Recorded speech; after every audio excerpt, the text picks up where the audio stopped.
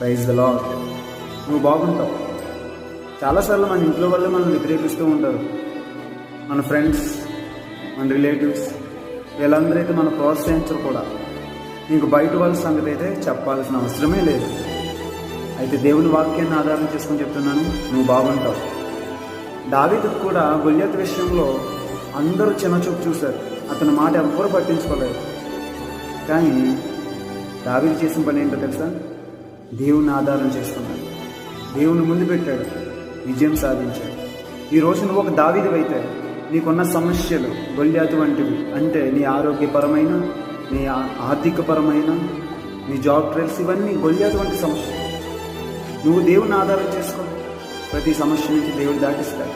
అందుకే దావీదు అంటాడు, యెహోవా నా కాపరి, నాకు లేమి కలదు.